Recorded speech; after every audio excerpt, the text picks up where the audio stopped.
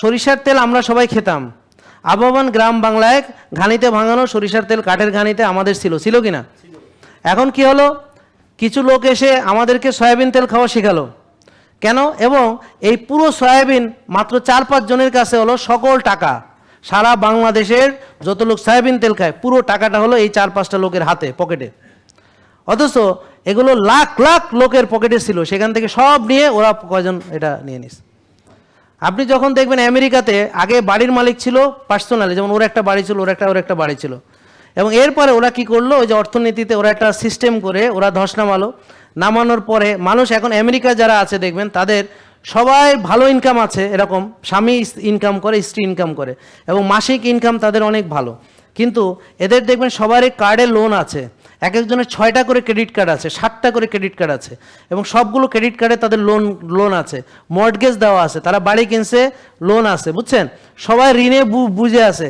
দেখা গেল এই ঋণ শোধ করতে এরা দুটো লোক ভালো ইনকাম করে, অথচ তার 18 বছর লাগবে এগুলো ঋণ শোধ করতে, কারণ এরা চক্রবৃদ্ধির মোড়ে পড়ে গেছে। দেখা যাচ্ছে যে ওরা চুপ করতে পারেন, হ্যাঁ, দেখা গেল সে মূল ঋণ শোধ না করে সুদ শোধ করতে করতে তার অবস্থা খারাপ, চক্রবৃদ্ধির মধ্যে পড়ে গেছে, ক্রেডিট কার্ড এগুলো। তো এই জন্যে দেখা গেল একজন 7টা, তাহলে স্বামী স্ত্রী মিলে 14টা ক্রেডিট কার্ড ব্যবহার করে। আর ওরা একটা মনে করেন যে মেয়েটা একটা জিনিস, একটা ফ্যাক্টরি বানাবে, সেই টাকা নাই, ওদিকে ঋণ এত টাকার হয়ে গেছে ক্রেডিট কার্ডের, এখানে আছে, মানে কোথায় ব্যয় করতেছে। পরে দেখা গেল মেয়ে একটা ব্যাগ কিনছে, সেই ব্যাগের দাম 1.5 লাখ টাকা, যেটা তার কোনো প্রয়োজনই নেই।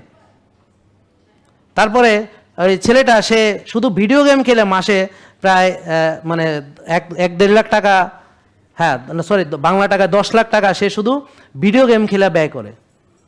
আর নতুন স্নিকার্স কিনে পরে এত তার মানে জিনিসপত্র, সেটা রাখার জন্য সে একটা রুম ভাড়া করছে $350 মাসে, সেখানে রুম ভাড়া দেয়, ভাড়া দিয়ে এইসব নষ্ট জিনিসগুলো যেগুলো তার অতিরিক্ত এইটা ওখানে রাখে।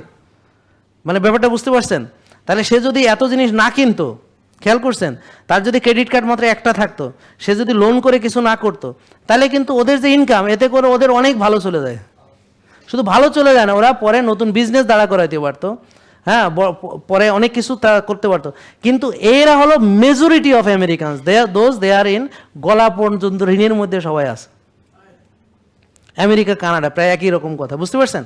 সেম পুরো অর্থনৈতিক ব্যবস্থা সুদভিত্তিক করে সবাই ক্রেডিট কার্ড ধরাই দিয়া আপনার যা লাগবে আপনি নিয়ে ফেলেন, আস্তে আস্তে টাকা দিলে হবে, বুঝছেন? টাকাটা তো দিতেই হয়, সুদ সহ দিতে হয়। আপনি বাড়ি লাগছে কিনে ফেলেন, কিন্তু দেখা গেল আপনি বাড়ির এই যে ঋণ পুরো করতে করতে করতে করতে শেষ, ওখানে আবার ট্যাক্স দিচ্ছেন, আপনি ভ্যাট দিচ্ছেন, হ্যাঁ, তারপর আবার ওই যে সার্ভিস চার্জ দিতেছেন, এইভাবে দেখা গেল যে এতগুলো হিসাব, ও তখন আর এই হিসাবটা করে না, কিন্তু মাস শেষে সে অনেক বিল দেয়, সে জানেই না, বুঝতে পারছেন? এরকম আবার কিছু এমন খরচ করতেছে ও টেরই পায় নাই, যখন সে বিল টিল আনছে দেখে যে এখানে তো আসলে অনেক চার্জ আছে যেগুলো সে জানতো না।